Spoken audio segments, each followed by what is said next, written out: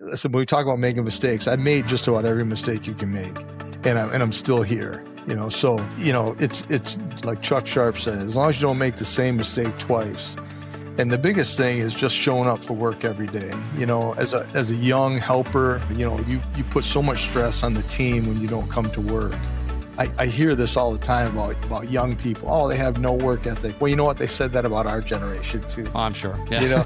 There's people out there who are, I think you're born with it. You either come to this industry with a great work ethic, or you don't. And if you don't, you can still learn it. You can still get it. You can still make that happen. Hello, and welcome to the Elevator Careers Podcast, brought to you by the Allred Group. I'm your host, Matt Allred. When talent is mission critical, call the Allred Group. With industry expertise, top talent, and exceptional customer service, you need the Allred Group on your side. Your priority is our priority. Call now, 404-890-0445. In this episode, I interviewed Kris Garcia about his journey from the automotive industry to the elevator business. We discussed his passion for sales, mentorship in the trade, and important lessons he learned throughout his career. Kris emphasized the importance of relationships and shared that he and many others are happy to help newcomers to the elevator trade. Kris, welcome to the show. Thank you very much for having me, man. I really appreciate it.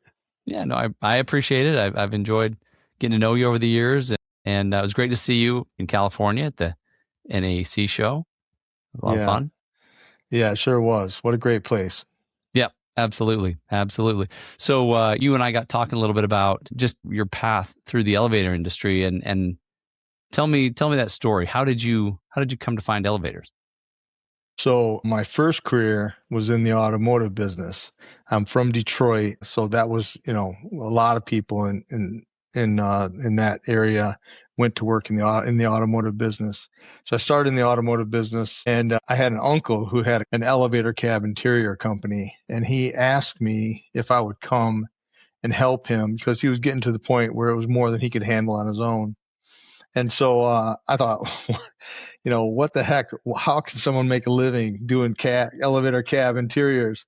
I didn't even know that was a thing. When I get in the elevator, I just push the button and it goes up and down. You never think about Stainless steel box. How can you possibly make a living at that?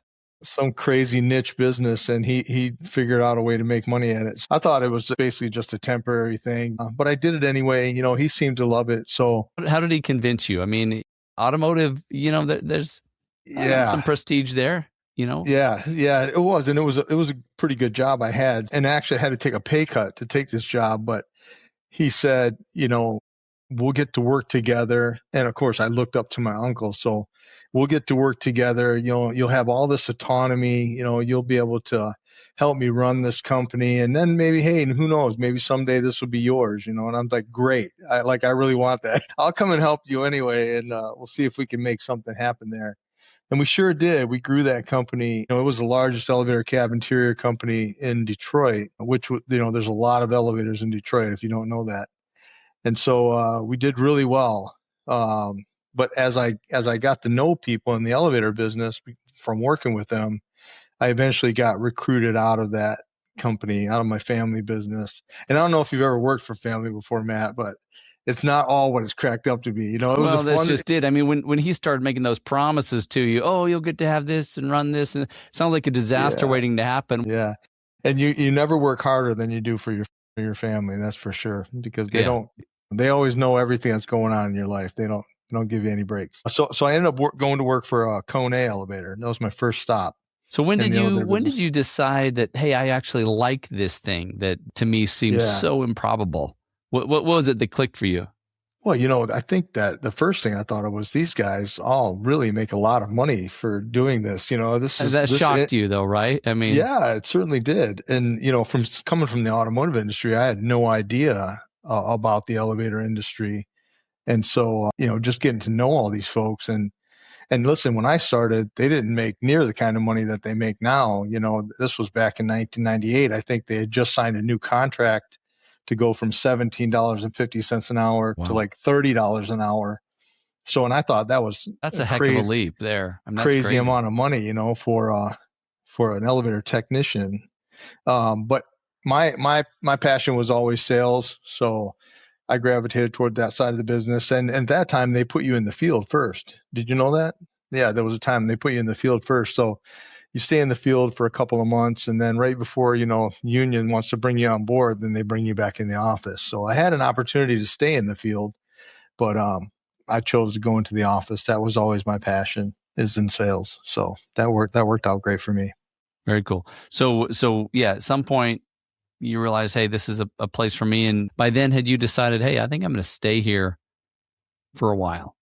Yeah. Oh, yeah. I thought, man, this is great. And I looked around the people that I was working with at the time, and a lot of those people are still in the industry and have become, like captains of the industry. My first job, I worked for a guy named Jeremy Metzger, who's, wow. Okay. No, yeah. And right. Who doesn't know Jeremy, right? And he, I just thought, man, this guy, he just has everything. He has this beautiful home, this beautiful family, and he's just making a great living. I'm like, man, that's what I want. I want to do that. So, so it was a no brainer for me, really. The elevator business, once I got in it, there was no leaving. Yeah. It got in your blood, in other words, is what I like to say.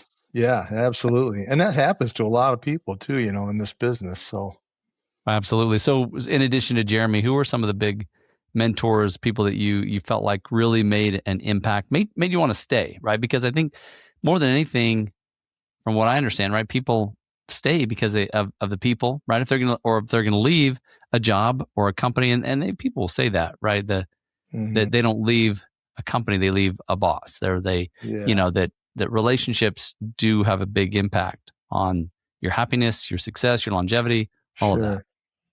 Yeah, and I've worked for some really great bosses in my career.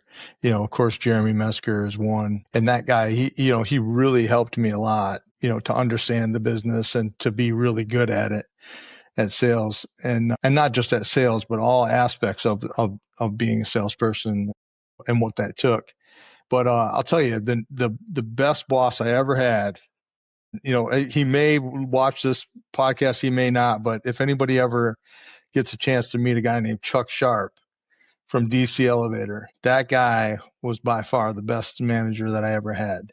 He was tough and he was fair, but he was a great coach at the same time. He gave me an opportunity to be the president of Right Way Elevator. I did that for a little while. And while I was there, he really mentored me in that role and really helped me be successful. If you ever run into Chuck Sharp, you make sure you tell him that I mentioned him on this podcast. Yeah, absolutely. He was willing to be tough, but coach you, and you knew that he cared more than you were worried that he was going to treat you arbitrarily.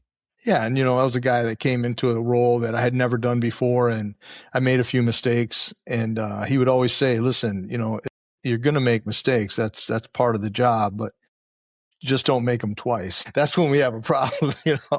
Don't make that again. So I tried never to do that, never to do it twice. And that was good advice. Right. That's when it gets super expensive, right? Exactly. There's time to cut losses. So you mentioned being in sales, and that sounds like your true passion, right? Yeah, it certainly is. Yeah, what's your favorite thing to? I mean, is it mod? Is it service? Is it new construction? Or so I think that service was always where I leaned mostly towards, but I loved selling modernization as well.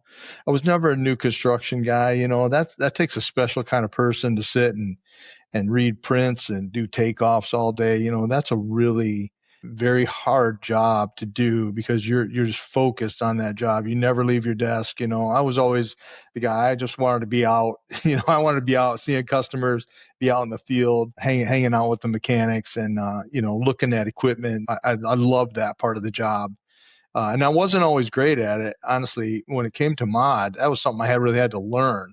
I had to make myself learn. Well, there's a lot to learn, right? I mean, it's a very complex, it's very dependent upon what are you pulling it out of? And, can this brick building even hold it up, or do we need to do some kind of remediation to even put the new one in? Yeah. So that's something. And of course, again, I made a few mistakes and Some of them were costly, some of them not so costly, but, I just loved that part of the business. I really loved the mechanical aspect of it. And like anybody, I just love to win. So I like the competitive aspect of it as well. I loved it when I won a job from someone else and it was close, and we were battling it out in the end.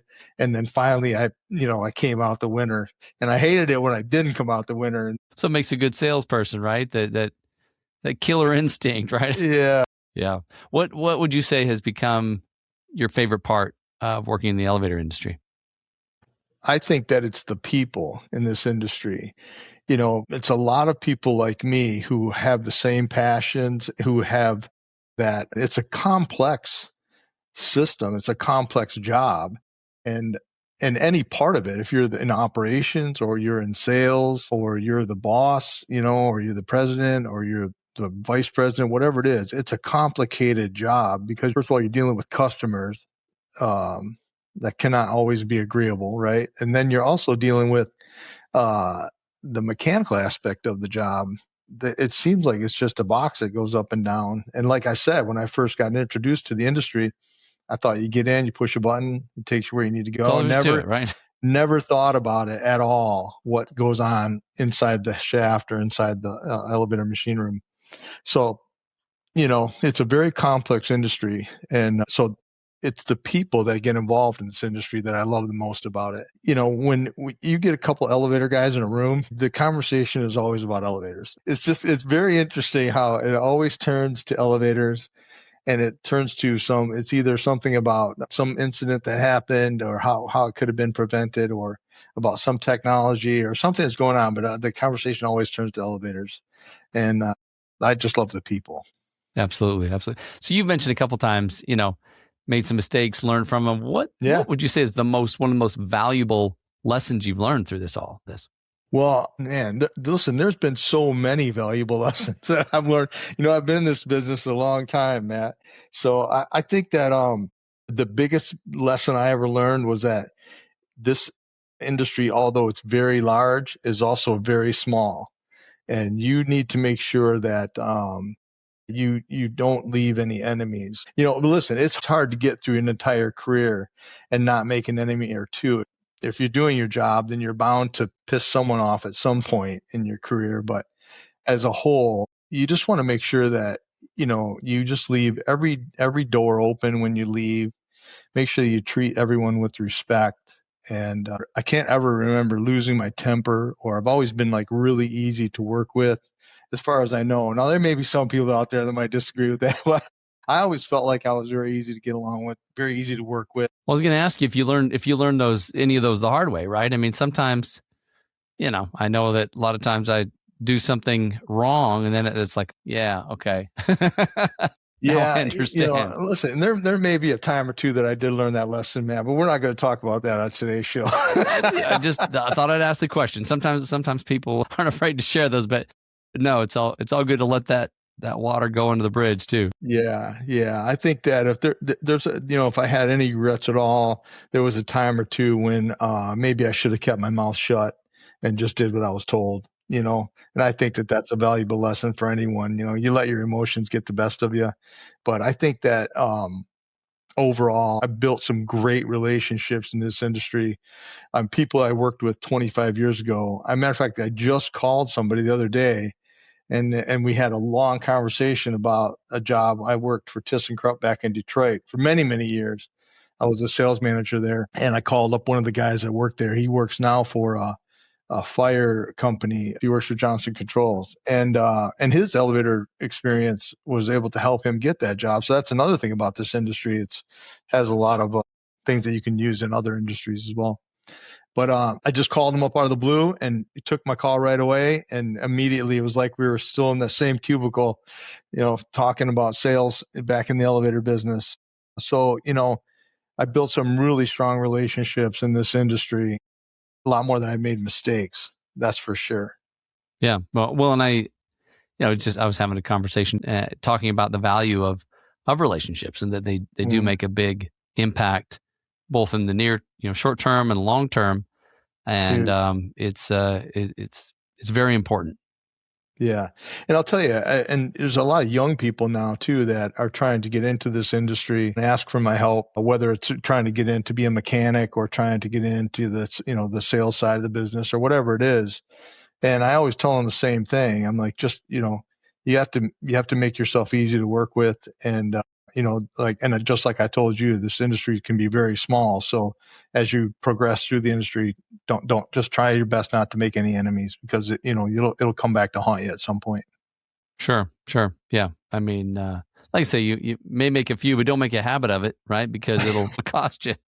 That's probably true in every aspect of life. Don't make a habit out of making enemies, Matt. Right. Good point. Yeah. I mean, and some of it may happen. Just it might be a competitor, right? Well, I don't like that guy because he keeps beating me to the sale, right? Mm-hmm. Yeah. That's going to happen. But who knows? Maybe it's just good-hearted competition. Usually won't make enemies. Yeah, as long as you don't take it don't take it too far. Yeah. So if you could look back, what did you say? 25 years in the industry? Is that a little bit more? Like maybe 27, I think. 27 is the magic number.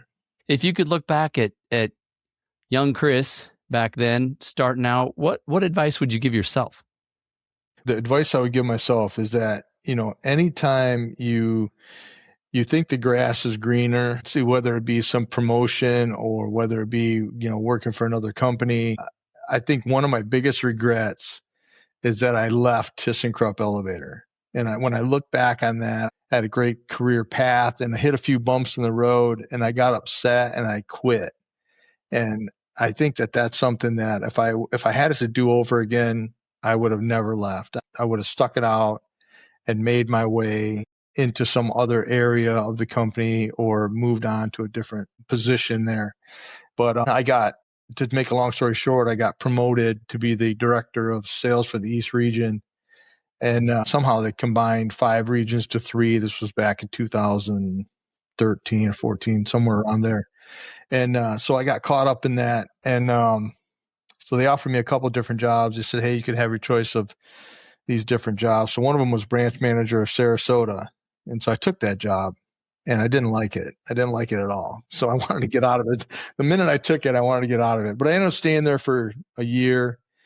And, I did my best. I didn't do great, but I didn't do terrible either. I didn't ruin the company, but I didn't love it. So, but they kept promising they were going to move me on, kept promising. And then they, after I was there a year, I'm like, listen, I'm done waiting. And I left. And I think that was the biggest mistake that I ever made. Because after that, I just bounced around at different companies. I could just never really find a home. And I think that if I had stayed there, I probably would be running some other branch right now or doing something, similar to like those guys that have been in that tenured at ThyssenKrupp now. Sure. And it might have been the timing, right? Maybe if you had hung out for 5 more years, maybe you'd have found the right next step or whatever. I mean, it's hard to say, but obviously you had enough experience that you were able to find something, right? To find some work. Certainly. And what's, listen, the nice part about it is that moving on and, I got a pay increase every time I left. So, the different jobs I did bouncing around, I ended up making an extremely good living. So that wasn't, that was never a problem. It was just a problem of, I just never found a home. That's really what it came down to. Yeah. So weren't maybe as settled as you wanted to be, but correct. Yeah. Still had a lot of value to bring and hence a lot of opportunities. And I do see that a lot with the people I know that, once you're kind of established in the industry, that as long as you're not making too many enemies, right? There's a lot of people that can benefit from your knowledge, your experience, everything you bring. It's difficult enough to get in and get ramped up so that to the point that a lot of people who get there are highly valued because of those skills and everything you've learned. That's correct. Absolutely. I've got one more question I wanted to bounce off you. Is there anything you want to say before I kind of give you my last one? No, I think that, other than I did maybe just want to elaborate a little bit on, giving advice to young people. And I did want to say that I've never said no to anyone that's asked me, how can you help me get into this industry? I've gone out of my way to help many young people get started in this industry. And I, like I said, I always tell them the same thing. What I told you already is that, try and show up for work every day, do what your boss tells you, be easy to work with. And then, and just try and learn the business as best you can, and a lot of that's on you. You have to do that yourself, just like I did, just like everyone else did. We talked about those great guys in the industry. They learned how to do that by putting their hands on things and doing it themselves. Got to show up curious, right? You got to ask a lot of questions, and you got to want to know. And what I do see a lot is that if you have that desire to know, people will bend over backwards to make sure you get that information. It's amazing. Correct. I was talking to a gentleman earlier today that really said that I want to share my knowledge because I know I'm not going to be around forever, and so I want to teach everything I know. Yeah, right, exactly, and that's exactly how I feel too. I love to help young people who are enthusiastic about getting into this business. Listen, not everyone makes it because it's not an easy business. It's very safe. You have to be safety conscious. So there's a lot of things that deter people from being in this business, but it's a great, great business. Yeah. Well, obviously it's worked as your second career for these many years. And actually I was going to ask you about advice for the next generation. You kind of beat me to it. Yeah. Oh, okay. Good. Well, listen, I could talk about that all day, because listen, when we talk about making mistakes, I made just about every mistake you can make. And I'm still here. Like Chuck Sharp said, as long as you don't make the same mistake twice. And the biggest thing is just showing up for work every day. As a young helper, you put so much stress on the team when you don't come to work. And I hear this all the time about young people. Oh, they have no work ethic. Well, you know what? They said that about our generation too. There's people out there who are, I think you're born with it. You either come to this industry with with a great work ethic or you don't. And if you don't, you can still learn it. You can still get it. You can still make that happen. Sure. I mean, it's a choice, right? You got to choose. Yeah. And I think for those who choose to show up and choose to ask questions and want to learn and choose to not make recurring mistakes over and over and over, right? There's all kinds of opportunities. There's all kinds of benefits to really, I guess, engaging in the process, right? Just being a part of it, showing up, like you're saying. Yeah. And so, also this business can be extremely rewarding. If you learn it and become really good at it, you can do anything that you want to do in this business. Really. Well, that is one point that I'm glad you brought that up. Just having worked in other industries prior to getting to elevators and, being a part of HR, it's almost like certain industries, certain companies would block people if you don't have a bachelor's degree, you're never going to promote kind of thing. And I saw that a lot, but this is much more based on what you know, right? And if you get in and you know and have the expertise, then you're not really limited in the same way from what I've observed. Yeah, no, that's very true. Yep. Very cool. Well, Kris, I appreciate you being here today. It's been a lot of fun. Thank you, Matt. I really appreciate it. I really do. Thank you very much for having me. You bet. Yeah. Well, good luck to you. Stay safe out there and we'll chat again. Sounds good. See you soon. Thank you for listening to the Elevator Careers Podcast, sponsored by the Allred Group, a leader in elevator industry recruiting. Please visit our YouTube channel at Elevator Careers or check us out online at elevatorcareers.net. Please like and subscribe. And until next time, stay safe.